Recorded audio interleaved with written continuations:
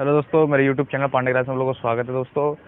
तो जैसे कि हमने नेक्स्ट वीडियो में पार्ट 6 तक हमने इकोनॉमिक्स की पहली बुक भारतीय अर्थव्यवस्था का विकास की बुक का पहला चैप्टर हमने कंप्लीट करा था दोस्तों।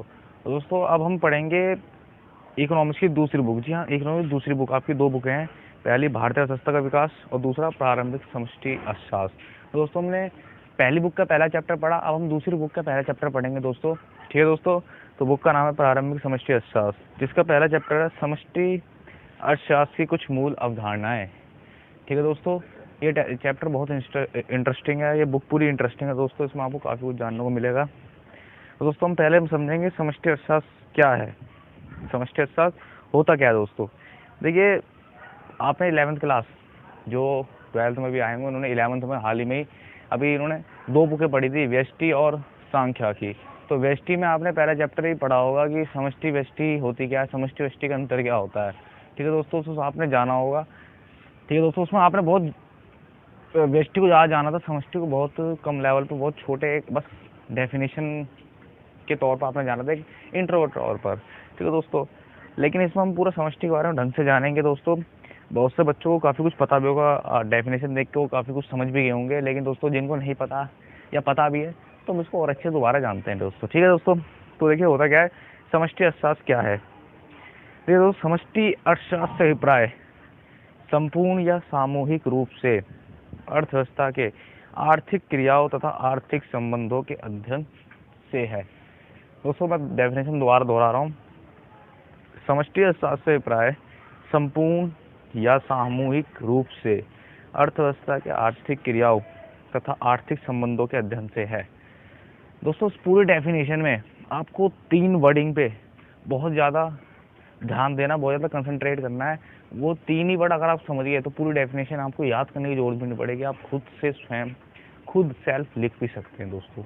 3 वर्ड अगर समझ गए तो आपको डेफिनेशन बिल्कुल क्लियर हो जाएगी, आप कभी भी समष्टि में कभी अटकोगे नहीं। ठीक है दोस्तों, तो जो उसकी जो 3 वर्ड कौन कौन से हैं, संपूर्ण या सामूहिक रूप से पहला वर्ड, दूसरा आर्थिक क्रियाओं दूसरा वर्ड, तीसरा वर्ड आर्थिक संबंधों।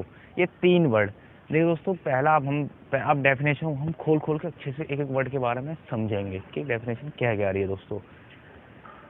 देखिए कभी भी डेफिनेशन आपको समझनी है, किसी भी टॉपिक को समझना है तो उसकी एक एक वर्डिंग के बारे में आपको पता होना चाहिए, उसका वर्डिंग क्या कह रहा है, उस वर्डिंग का अर्थ क्या निकल रहा है, उस वर्डिंग से क्या तात्पर्य है, ये आपको बहुत जरूरी पता होना चाहिए। तभी आप किसी भी डेफिनेशन, किसी भी टॉपिक, किसी भी चीज़, किसी भी आदमी के बारे में तभी समझ सकते हो जब उसके बारे में आप डीपली से एक एक लाइन, एक एक उसकी ज़िंदगी का पन्ना जानते हो तो। ठीक है दोस्तों, तो समझते हैं समष्टि अर्थशास्त्र प्राय, यानी कि समष्टि जो अर्थशास्त्र है उससे हमारा मतलब क्या है, वो बता रहे हैं क्या है प्राय। संपूर्ण या सामूहिक रूप से, संपूर्ण मतलब होल, पूरा।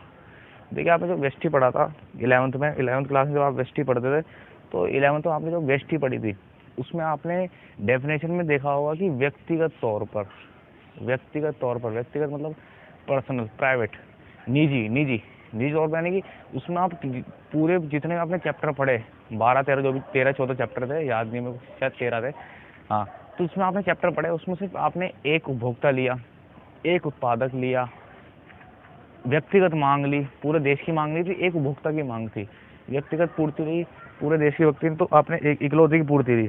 ठीक है, तो इसमें हम क्या करेंगे समष्टि अर्थशास्त्र में, इसमें पूरा जो होल है यानी कि पूरा सब कुछ ऑल के बारे में पढ़ेंगे। संपूर्ण यानी इसमें हम एक उपभोक्ता नहीं लेंगे, हम इसमें लेंगे समग्र उपभोक्ता, संपूर्ण उपभोक्ता, जितने भी पूरे देश को।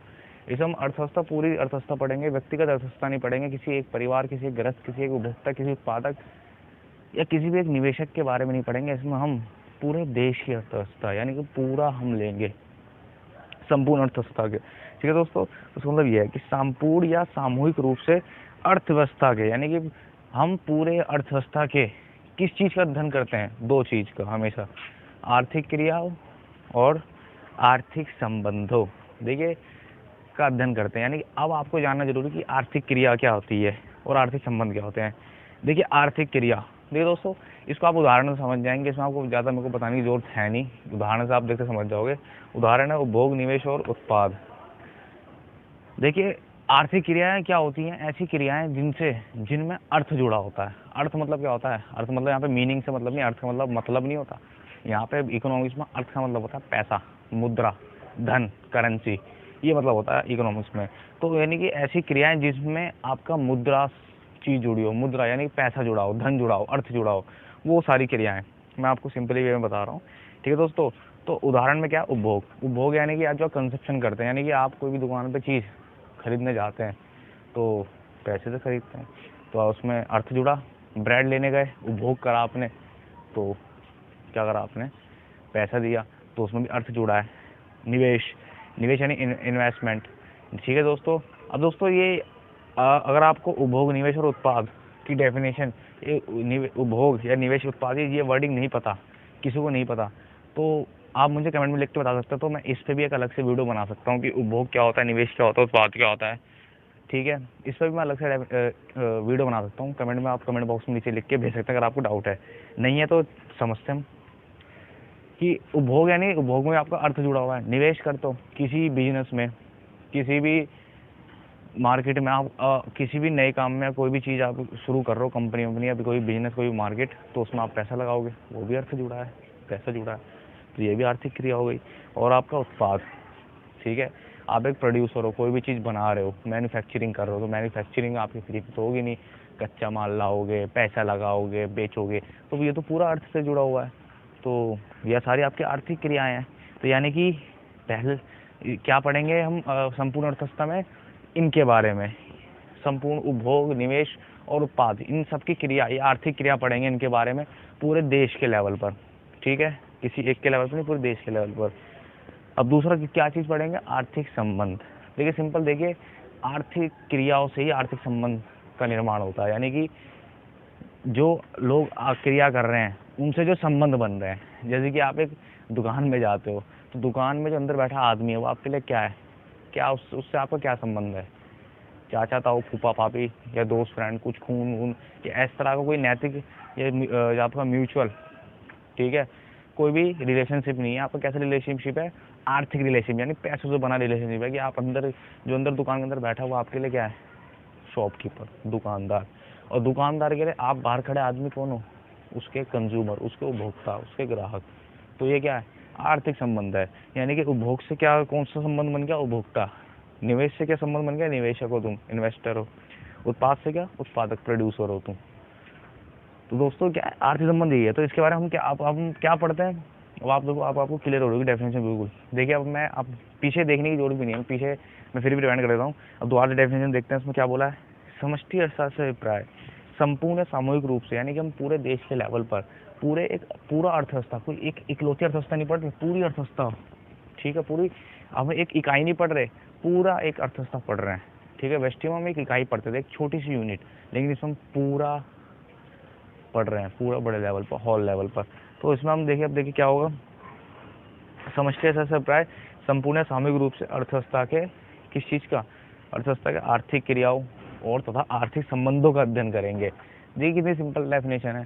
अब आपको क्लियर हो रहा हो कि समष्टि अर्थशास्त्र होती क्या है, कि इसके अंदर हम सामूहिक रूप में किसका अध्ययन करते हैं, आर्थिक क्रिया, आर्थिक संबंध। अब समझ चुके हैं कि आर्थिक क्रिया क्या होती है और आर्थिक संबंध क्या होते हैं। तो इस चीज़ों को हम पढ़ेंगे इसके अंदर ढंग से, इन्हीं चीज़ों को पढ़ेंगे हम बहुत बड़े लेवल पर। बस ये है समष्टि अर्थशास्त्र। ठीक है दोस्तों, अब मेरे ख्याल से आपको बिल्कुल क्लियर होगा। अगर कोई पूछे तो आप तब भी बता सकते हैं, या आप बिन देखे लिख सकते हैं। ठीक है दोस्तों, अब हम अगले टॉपिक पर पढ़ते हैं, वस्तुओं के प्रकार, टाइप्स ऑफ गुड्स। वस्तुओं के प्रकार। अब आप सोच रहे हैं वस्तुओं के प्रकार कितना अजीब टॉपिक है, या वस्तुओं के प्रकार भी हो सकते हैं क्या, बिल्कुल हाँ, वस्तु होती हैं।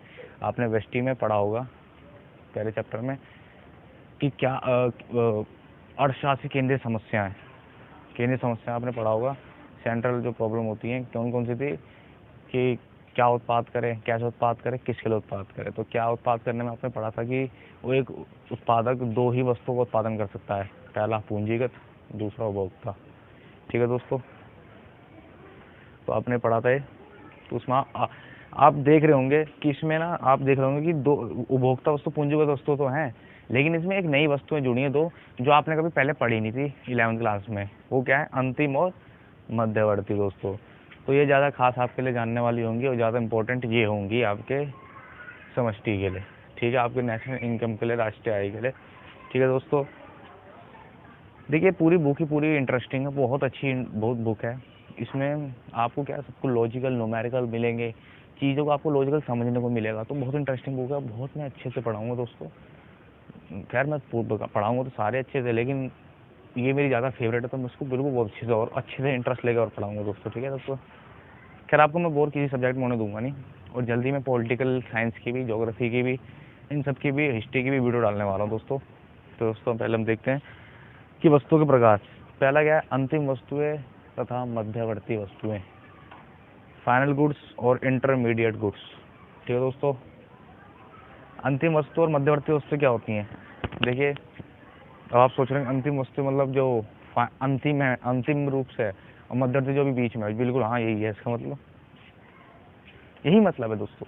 अब होती क्या है, देखिए इसको डेफिनेशन के रूप में समझेंगे। सॉरी दोस्तों, थोड़ा मोबाइल हिलने कर ये लैंडस्केप से पोर्ट्रेट हो जा रहा है, सॉरी।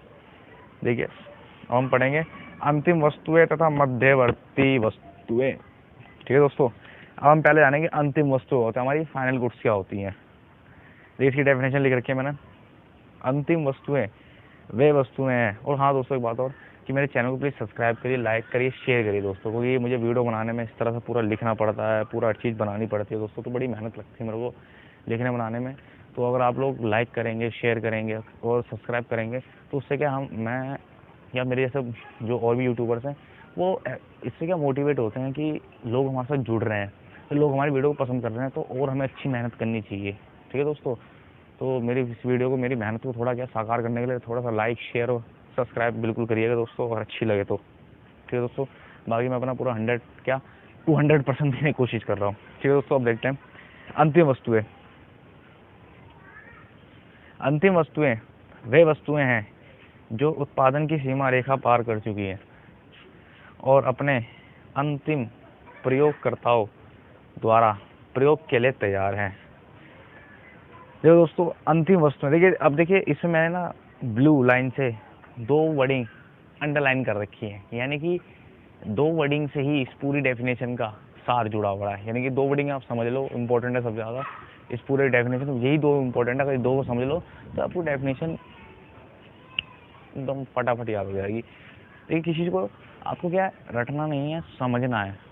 आप 12th के बच्चे हो, 12th के बच्चे रटेंगे नहीं, समझेंगे। जितना रटोगे तो नंबर आपके उतने ही कम आएंगे, और जितना आप समझोगे नंबर आएंगे उतने ही अच्छे आएंगे, ठीक है दोस्तों। तो 2 मैंने जो ब्लू लाइन से अंडरलाइन कर रखा है, लाइन से क्या है, उत्पादन की सीमा रेखा पार, और दूसरा अंतिम प्रयोगकर्ता हो। अब दोस्तों आपको पहली लाइन तो समझ आ रही है कि उत्पादन की सीमा रेखा मतलब क्या होता है। यानी कि अंतिम वस्तु वे वस्तु होती हैं जिनको अब दोबारा से उनका मैन्युफैक्चर नहीं किया जा सकता, दोबारा से उनका विनिर्माण, यानी कि दोबारा से उनको बनाया नहीं जा सकता, कुछ भी दोबारा से उनको बनाया नहीं जा सकता, दोबारा से उनके मूल्य में वृद्धि नहीं किया जा सकती, दोबारा से उनका उत्पादन नहीं किया जा सकता। यानी कि वो बस एक बार इसके बाद यूज़ के बाद नष्ट होनी होती है, उसके बाद बिना उनका नष्ट खत्म, उसके बाद हम उसको दोबारा प्रोडक्शन नहीं कर सकते, उसका दोबारा मैन्युफैक्चर नहीं कर सकते, दोबारा उसको एक नया प्रोडक्ट बना के उसके मूल्य में वृद्धि नहीं कर सकते। यानी कि वो प्रॉपर से मूल्य में वृद्धि उसकी हो चुकी है दोस्तों। जैसे कि मैं मान लो उदाहरण के लिए कि उपभोक्ता, ये उपभोक्ता गया दुकान पर, ठीक है दोस्तों। उपभोक्ता दुकान पर गया तो उसने चाय पत्ती खरीदी। अब चाय पत्ती खरीदी तो अब उसने चाय पत्ती खरीदी। अब चाय पत्ती खरीदने के बाद क्या कहते हैं, उसने घर पे चाय बनाया, पी, और चाय पत्ती क्या फेंक दिया। उसने चाय पत्ती से क्या दोबारा चाय बना ली, दोबारा चाय पत्ती उसने बेच दी, कुछ नहीं करा ना उसने, क्या है यूज़ करने के बाद वो ख़त्म, फेंक दी गई, मतलब उसका नाश हो गया, उसका नष्ट हो गई। तो वो क्या है, उसका ना कोई दोबारा कोई रिप्रोडक्शन हुआ, ठीक है दोस्तों, ना ही उसके कोई प्राइस में गेन हुआ, कुछ नहीं हुआ, वो सिर्फ उसका एक बार यूज़ करा और ख़त्म। यानी कि जो उत्पादन की सीमा रेखा से पार, यानी कि उसमें दोबारा से कुछ दोबारा से उसको दोबारा बनाया नहीं जा सकता, दोबारा से उसको एक तरह से रिप्रोडक्टेड नहीं करा जा सकता, मैन्युफैक्चरिंग दोबारा से नहीं की जा सकती, तो वो वस्तु होती है दूसरा, और वो अपने अंतिम प्रयोगकर्ताओं द्वारा प्रयोग में आते हैं। अंतिम प्रयोगकर्ता यानी कि अब सबसे एंड में उसका प्रयोग सिर्फ उसके एंड वाले बंदे यानी अंतिम प्रयोगकर्ता करेंगे। यानी अंतिम प्रयोगकर्ता कौन होता है दोस्तों, मैंने बता रखा है अंतिम प्रयोगकर्ता कौन होते हैं, उपभोक्ता तथा उत्पादक। देखिए आपके प्रोड्यूसर भी अंतिम होते हैं, यानी कि आपके फाइनल यूज़र होते हैं, आपके प्रोड्यूसर भी और फाइनल यूज़र आपके कंज्यूमर भी होते हैं, दोनों ही होते हैं। आप बोलोगे कि उत्पादक कैसे फाइनल यूज़र हो गया, वो तो उत्पाद कर रहा है, वो तो बना रहा है, वो कैसे क्या यूज़ कर रहा है वो। अब दोस्तों मैं आपको बताता हूँ कैसे। अंतिम प्रयोगकर्ता के रूप में उपभोक्ता का उदाहरण देखिए, अगर अंतिम प्रयोगकर्ता उपभोक्ता होगा तो उसका क्या उदाहरण होगा, मक्खन और ब्रेड। आप उपभोक्ता हो, आप मक्खन ब्रेड खाया, काम खत्म, सुबह जहाँ लिखना हमारा दोस्तों लिख लेगा, ठीक है दोस्तों।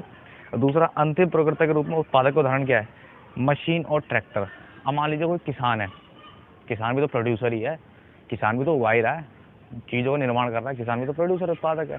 भाई उत्पादक का मतलब क्या होता है, किसी भी वस्तु या सेवाओं का निर्माण करना, निर्माण कर रहा है, उत्पादन कर रहा है, उसको उगा रहा है, चाहे वो आपका कहते हैं मशीन हो सकता है या कोई भी पैंट कपड़ा, और चाहे वो फसल हो सकती है, कुछ हो सकता है। तो किसान के लिए क्या ट्रैक्टर है, उसका क्या है ट्रैक्टर के लिए वो क्या अंतिम प्रयोग करता है, क्योंकि ट्रैक्टर सबसे बाद में क्या आप किसके लिए तैयार है, किसान के लिए। अब किसान क्या करेगा ट्रैक्टर का, उससे क्या इरिटेट होएगा, क्या उससे कुछ देगा, फिर खेती करेगा, खेती के बाद क्या है वो ट्रैक्टर खत्म, खराब, फेंक देगा उसे, ठीक है दोस्तों।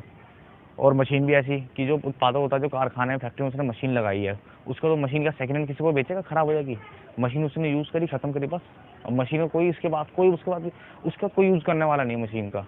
अब कारखाने का यूज़ क्या मैं करूँगा, मैं किसी फैक्ट्री वाले को उठा लाऊंगी, दे दे भाई मुझे सेकंड हैंड में ले फ्री में दे दे, तो मैं फ्री में भी क्या ले करूँगा, क्योंकि मेरे तो कोई काम ही नहीं है। तो फाइनल यूज़र मशीन ट्रैक्टर के लिए कौन है, उत्पादक है, और मक्खन ब्रेड के लिए कौन फाइनल यूज़र है, उपभोक्ता। तो दोनों ही अंतिम प्रयोगकर्ता हो सकते हैं, लेकिन डिफरेंट सिचुएशन में, ठीक है दोस्तों। तो अंतिम वस्तु व्यवस्था तो जो उत्पादन की सीमा रेखा पार कर चुकी हैं और अपने अंतिम प्रयोगकर्ता द्वारा प्रयोग के लिए तैयार है, यानी कि जो अब जिनमें दोबारा से कुछ भी दोबारा उनमें विनिर्माण कोई भी दोबारा उनमें निर्माण नहीं किया जा सकता, और वो अपने अंतिम प्रयोगकर्ता के लिए तैयार होती हैं कि बस उन्हें बस एंड में कौन यूज़ करने वाला है, उनके प्रयोगकर्ता, ठीक है दोस्तों। तो अंतिम वस्तु ये होती हैं। देखो दोस्तों, सवाल थोड़ा आपको शायद समझ ना आ रहा हो, लेकिन धीरे धीरे आप जब आप मध्यवर्ती भी जानोगे तो दोनों को कंपैरिजन करो तो और अच्छे से समझ आएगा। अभी और टॉपिक्स हैं जिनमें आपको वो क्लियर हो जाएगा, ठीक है दोस्तों। अब देखिए नेक्स्ट, अंतिम वस्तुओं पर व्यय इजिकल टू उपभोग व्यय प्लस निवेश व्यय। देखिए, यानी कि ये एक तरह से सूत्र है, एकदम फॉर्मूला टाइप का है, मैंने बना रखा फॉर्मूला इसका बन गया कि यानी कि आपको टोटल अंतिम वस्तुओं व्यय यानी अंतिम वस्तु पर कितना खर्चा हुआ है टोटल निकालना है। तो कैसे निकलेगा, उपभोग व्यय प्लस निवेश व्यय। आपके दिमाग में आएगा उपभोग व्यय और निवेश व्यय क्या होता है, मैं बताता हूँ, लिखा है डेफिनेशन। उपभोग व्यय परिवार द्वारा अंतिम उपभोक्ता वस्तुओं पर किए जाने वाला व्यय। देखिए दोस्तों, यानी कि ऐसा व्यय मतलब होता है खर्चा, एक्सपेंडिचर, यानी कि ऐसा खर्चा, ऐसा एक्सपेंडिचर जो किसके द्वारा हो रहा है, परिवार, गृहस्थ, हाउस होल्ड्स के द्वारा हो रहा है, यानी कि जो हाउस होल्ड्स यानी कि उपभोक्ता के द्वारा एक तरह से हो रहा है, ठीक है दोस्तों। कौन सी वस्तु पर, अंतिम भोक्ता वस्तु। अंतिम भोक्ता वस्तु क्या होती है, देखिए इसमें कंफ्यूजन लगती नहीं है, अब हो गए अंतिम वस्तु, अब इसमें भी अंतिम भोक्ता वस्तु आ गई, नहीं देखिए वही है कि यानी कि वो अंतिम वस्तु है जो उपभोक्ता द्वारा यूज होती हैं, जैसे ब्रेड मक्खन, वो अंतिम हो गई, वो उपभोक्ता वस्तु हो गई अंतिम। और वो वस्तुएं जो एक उत्पादक द्वारा, वो अंतिम वस्तु जो उत्पादक द्वारा यूज होती हैं, वो अंतिम उत्पादक वस्तु हो गई, जैसे मशीन, ट्रैक्टर, प्लांट, ठीक है दोस्तों। तो ये सिंपल सी बात है। इसमें आपको देखो ये चीज़ आपको लॉजिकल चीज़ समझनी होती है, हर चीज़ की डेफिनेशन नहीं होती, ठीक है दोस्तों, हर चीज़ आपको खुद बना लेनी होती है। तो उपभोग व्यय क्या होता है, परिवारों द्वारा अंतिम भोक्ता वस्तुओं पर किए जाने वाला व्यय, यानी कि जो परिवारों द्वारा, यानी कि जो हाउस होल्ड्स होते हैं आपके, उनके द्वारा जो फाइनल कंजप्शन जो गुड्स पर किए जाने वाला खर्चा होता है, यानी कि ब्रेड मक्खन आपने उस पर खर्चा करा तो आपको भोग व्यय होगा, ठीक है, कंजप्शन एक्सपेंडिचर होगा आपका। तो वो प्लस उसमें क्या प्लस करेंगे, निवेश व्यय यानी कि उत्पादक द्वारा अंतिम उत्पादक वस्तु पर किया गया खर्चा, जैसे कि मशीन, ट्रैक्टर, प्लांट खरीदने पे, तो वो दोनों को प्लस कर दोगे तो टोटल अंतिम वस्तु व्यय निकल जाएगा, क्योंकि अंतिम वस्तु व्यय में दोनों ही तो आती है, उपभोग भी आता है, उत्पादक भी आता है, दोनों ही यूज करते हैं, तो दोनों का खर्चा तो आपको जोड़ना पड़ेगा, तब तो दोनों निकलेगा, ठीक है दोस्तों, समझे ना मेरी बात को। भी अंतिम वस्तुओं पर व्यय, अंतिम वस्तुओं पर खर्चा तो दोनों ही कर रहे हैं, उपभोक्ता भी कर रहा है और उत्पादक भी कर रहा है, तो उन दोनों के खर्चे को जोड़ना पड़ेगा, जो उपभोक्ता कर रहा है वो उपभोग व्यय है, जो उत्पादक कर रहा है वो निवेश व्यय, तो दोनों को टोटल जोड़ दोगे उन खर्चों को तो आपका अंतिम वस्तुओं पर व्यय निकल जाएगा दोस्तों, ठीक है दोस्तों। तो आपको अंतिम वस्तु का टॉपिक समझ आया दोस्तों, बहुत सिंपल है, कुछ दिक्कत नहीं होनी चाहिए इसमें। अब देखिए दूसरा हम देखते हैं, हमारी दूसरी वस्तु कौन सी है, मध्यवर्ती वस्तुएं, इंटरमीडिएट गुड्स।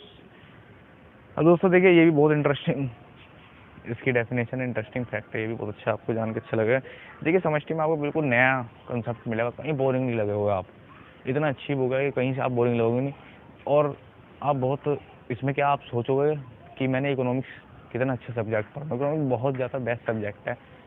मेरे ख्याल से कोई भी इतना साइंस बायोलॉजी कुछ मैं नहीं मानता जितना मैं इकोनॉमिक्स इंटरेस्टिंग मानता हूँ। इकोनॉमिक्स से क्या अपना देश चलता है, तो अपना देश चलता कैसे है वो जानने में कितना इंटरेस्ट आएगा दोस्तों, है ना दोस्तों, कि ये जानने में इंटरेस्ट आएगा कि आपका हाइड्रोजन और ऑक्सीजन को मिला के क्या बनता है, वो तो सबको पता पानी बनता है। मजाक करूँ दोस्तों, देखते हैं मध्यवर्ती वस्तुएं क्या होती हैं। इसकी भी डेफिनेशन लिख रखी है, मध्यवर्ती वस्तुएं वे वस्तुएं हैं, मध्यवर्ती वस्तुएं वे वस्तुएं हैं जो उत्पादन की सीमा रेखा के अंदर, ये दोस्तों जो मैंने लाइनें अंडरलाइन कर रखी है उनको जरा ध्यान से देखना, उनको और ध्यान से समझने की कोशिश करना, क्यों मैं लिखना का बोलना क्या चाह रहा हूँ, ठीक है। मध्यवर्ती वस्तुएं वे वस्तु होती हैं जो उत्पादन की सीमा रेखा के अंदर होती हैं, इनमें अभी मूल्य वृद्धि की जानी है और ये वस्तुएं अंतिम प्रयोगकर्ता द्वारा उपयोग के लिए अभी तैयार नहीं होती हैं।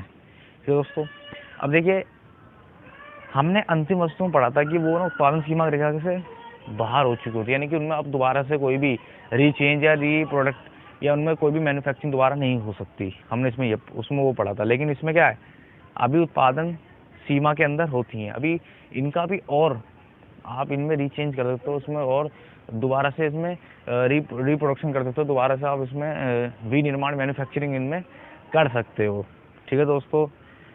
और इनमें अभी मूल्य वृद्धि की जानी है, अभी मूल्य वृद्धि की जानी, यानी कि हमने पहले वाले में पढ़ा था कि उसमें अब मूल्य वृद्धि नहीं कर सकते क्योंकि अब फाइनल हो जाए। अब ब्रेड, अब तुमने ब्रेड खा लिया, खत्म, अब कोई खत्म चीज़ हो चुकी है, उससे क्या मूल्य वृद्धि करोगे, उसके क्या दोबारा से निर्माण करोगे, तब तो कुछ नया बना के तब तो नया कुछ आप रेट रखते, अब जो है नहीं तो क्या रेट रखोगे, क्योंकि उत्पादन सीमा से बाहर निकल चुकी है।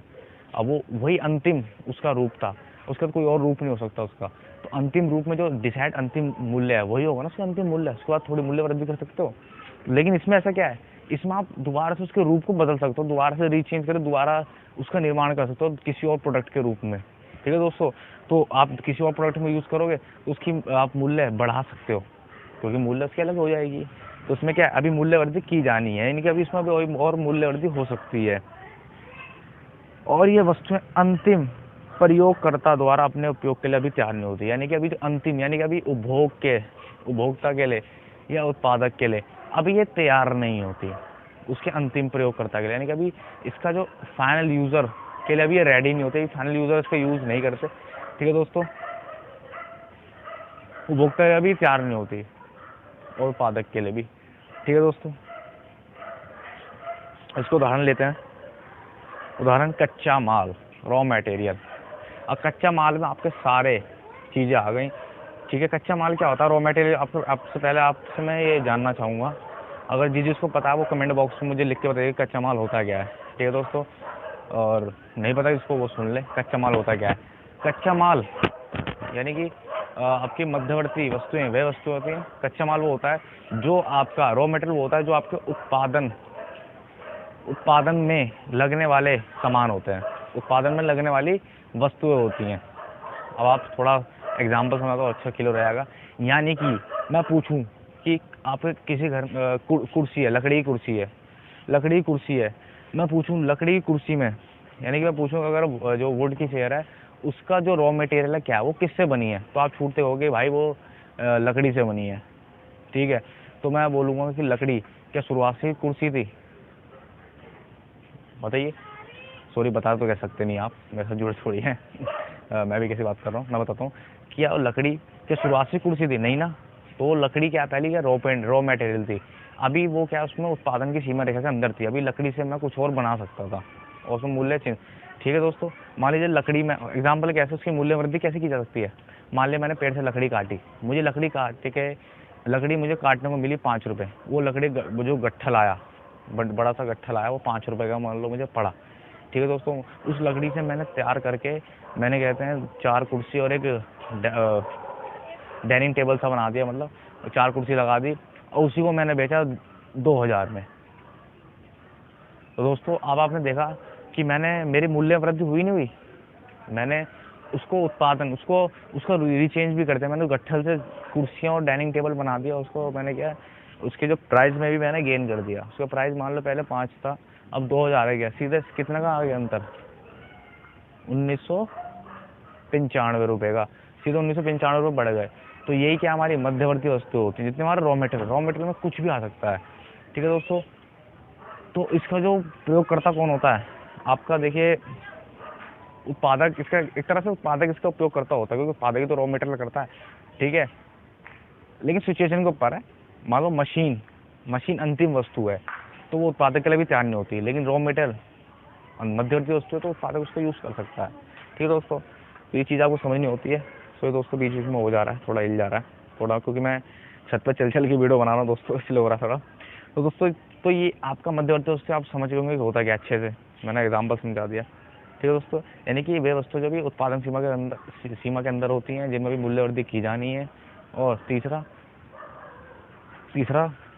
सॉरी दोस्तों मैं ही भूल गया तीसरा उपयोग के लिए अभी जो अंतिम उपयोगकर्ता के लिए भी तैयार नहीं होती। अंतिम उपयोगकर्ता, देखिए उपयोग के लिए तो होती है, लेकिन अंतिम उपयोगकर्ता के लिए आपको बड़ी ध्यान रखनी है। अंतिम यानी कि जो एंड में जिसका यूज़ करके जिसका क्या है उसके बाद कोई भी रीच ही नहीं हो सकता, वो अंतिम उपयोगकर्ता के हाथ में वो वस्तु आती है अंतिम वस्तु। ठीक है दोस्तों, तो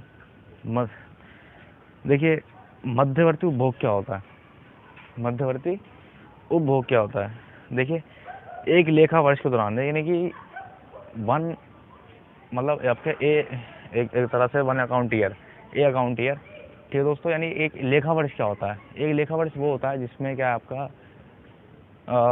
एक लेखा वर्ष यानी कि एक साल, मान लो एक लेखा वर्ष का मतलब क्या होता है, एक साल का होता है। जैसे कि आपका बजट कब निकलता है, आपका बजट कब दिखाया जाता है, कब दिखाया जाता है बेटा बताइए, आपका बजट दिखाया जाता है कहाँ से, बजट आपका जो बजट साल होता है, बजट वर्ष वित्तीय वर्ष होता है, एक वित्तीय वर्ष वो कितना होता है, वित्तीय वर्ष है एक लेखा वर्ष, दोनों की तरह सेम ही होती है।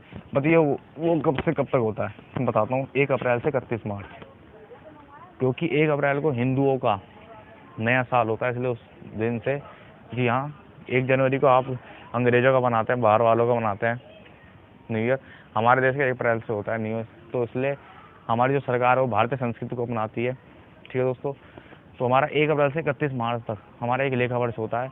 इस वर्ष के अंदर यानी कि 1 साल, आप ये मोटा मोटी ध्यान रखो, 1 साल के अंदर, यानी कि 1 साल के अंदर आपके 1 साल के अंदर उत्पादकों द्वारा, प्रोड्यूसरों द्वारा मध्यवर्ती वस्तुओं पर किया गया व्यय, मध्यवर्ती उपभोग में, यानी कि मध्यवर्ती उपभोग मतलब उपभोग कैसे करोगे, मतलब कि उसका यूज़ कर, उसको कंज्यूम, उसको ग्रहण कैसे करोगे, खरीद के ना, फ्री में तो आपको मिलेगा नहीं।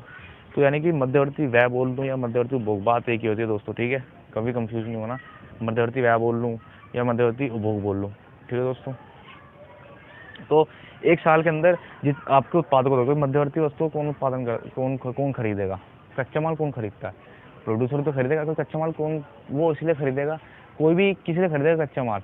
अगर आप गट्ठर क्यों खरीदोगे, जलाने को तो खरीदोगे नहीं ठंडों में, वो अलग बात है, लेकिन गट्ठर क्यों खरीदोगे, कुछ चीज़ बनाने के लिए, कुछ प्रोड्यूस करने के लिए, तो उत्पादक ही वो होगा वो। तो उत्पादक द्वारा मध्यवर्ती वस्तु जो खरीदी जाती है उसमें खर्चा करा जाता है, मध्यवर्ती वस्तु यानी कच्चा माल जो खरीदा जाता है उसको जो खर्चा करा जाता है उसको मध्यवर्ती उपभोग बोलते हैं। तो आप इससे क्या निकाल सकते हो, सकल मूल्य वृद्धि। सकल मूल्य वृद्धि का मतलब क्या होता है कि यानी कि आपका मध्यवर्ती से अंतिम वस्तु के बीच में जितनी भी मूल्य वृद्धि हुई है, मध्यवर्ती से अंतिम में जितनी भी मूल्य वृद्धि हुई है उसको आप निकाल सकते हो, वो सकल मूल्य वृद्धि होती है। यानी टोटल वृद्धि कितनी हुई है उसके मूल्य में, मध्यवर्ती से चेंज होकर उसके अंतिम वस्तु बनने के बीच के प्रोसेस में उसकी कितनी मूल्य वृद्धि हुई है, टोटल। सकल मतलब टोटल कितनी, ग्रोस वैल्यू एडिड, यानी कि ठीक है वो कितना हुआ है, कैसे निकाल सकते हैं, उत्पाद का मूल्य माइनस मध्यवर्ती उपभोग। अब उत्पाद का मूल्य तो आप जानते हो, उसे बताने की जरूरत नहीं है, यानी कि जो मध्यवर्ती से जो तैयार हमने कच्चे माल से जो एक रेडी करा है अपना प्रोडक्ट, उसका मूल्य माइनस आपका जो मध्यवर्ती कच्चा माल का जो रुपए है, जितने में आपने कच्चा माल खरीदा उसको माइनस कर दो तो आपको टोटल वृद्धि निकल जाएगी बीच की। ठीक है, अब आपको मैं समझाता हूँ कि कैसे निकल जाएगी एग्जाम्पल के तौर पर। मान लीजिए मुझे पता करना है, अब देख मैं बता रहा हूँ कैसे एग्जाम्पल, कि जैसे कि आपने लिया आपने लिया कच्चा लोहा, यानी कि लोहा लिया आपने बिल्कुल प्राकृतिक, ठीक है, यानी जो आपने ज़मीन से निकाला लोहा वो लिया आपने, ठीक है, कच्चा माल वो आपने लिया 20 रुपये किलो, कच्चा माल था आपको 20 रुपये किलो, ठीक है। उससे आपने क्या है, लोहे को पिघला के उससे सरिया बनाया आपने। अब सरिया बनाया आपने, अब वो सरिया का जो रेट है अब आपने रखा 100 रुपये किलो, ठीक है दोस्तों। तो जो मैंने प्रोडक्ट तैयार करा, ठीक है दोस्तों, जो मैंने प्रोडक्ट तैयार करा 100 रुपये किलो, उसका रेट कितना है 100 रुपये, ठीक है दोस्तों। और मध्यवर्ती हो गया, यानी जो मैंने कच्चा खरीदा, कच्चा लोहा, ये जो मेरा कच्चा माल था उसका रेट कितना था 20 रुपये किलो, ठीक है दोस्तों। तो जो मेरा, अब मैं बोलूँ कि कच्चा माल में और मध्यवर्ती के बीच में कितने की बढ़ोतरी हुई है, पहले 20 का था अब 100 का हो गया है, तो कितने की बढ़ोतरी हुई है दोस्तों, 80 की, है ना दोस्तों। ये तो मोटा मोटी आप निकाल सकते हो। तो यही तो वही चीज़ फॉर्मूला है, बस इसको फॉर्मूला का रूप दे दिया गया है। आपको ये चीज़ पहले से पता है, अभी पहले से डाल दो। जैसे कोई बोलता नहीं कि इसका जो कच्चा माल था, मुझे ये कहता कच्चा माल इसका इतना 10 रुपये में आया था, मैंने इससे तैयार कर दिया एक चीज़, वो अब 20 रुपये की हो गई है, तो कितने की मूल्य वृद्धि हुई, 10 रुपये की, है ना दोस्तों। आपने बीच का अंतर ही तो जानना है, तो बीच का अंतर ही तो हो रहा है कि ये तैयार माल का 100 रुपये था, ये मध्यवर्ती 20, उसके बीच का अंतर कितना 80, बात तो वही होगी ना दोस्तों, ये फॉर्मूले में। तो ये चीज़ इसमें ऐसे आप निकाल सकते हो, एक तरह से फॉर्मूला टाइप में। तो दोस्तों अब हम मिलेंगे अगली नेक्स्ट वीडियो में और अच्छे इसके ही कंसेप्ट अभी जानेंगे दोस्तों, और आगे चीज़ों को जानेंगे दोस्तों। वीडियो कैसी लगी, लाइक शेयर कमेंट और प्लीज़ सब्सक्राइब करिए दोस्तों। मुझे आपकी सब्सक्रिप्शन की बहुत ज़्यादा ज़रूरत है, जोड़ते जितने बंदे जोड़ेंगे उतना मेरा वीडियो बनाने में और इंटरेस्ट जागेगा, और अच्छी वीडियो मैं आपको दूंगा, और मोटिवेशनल वीडियो और आने वाली है दोस्तों। कैसी लगी वीडियो, चलिए ठीक है दोस्तों, मिलते हैं, बाय बाय। तब तक रिवीजन करिए और लॉकडाउन का पालन करिए, स्टे होम स्टे सेफ, ठीक है दोस्तों, ओके दोस्तों।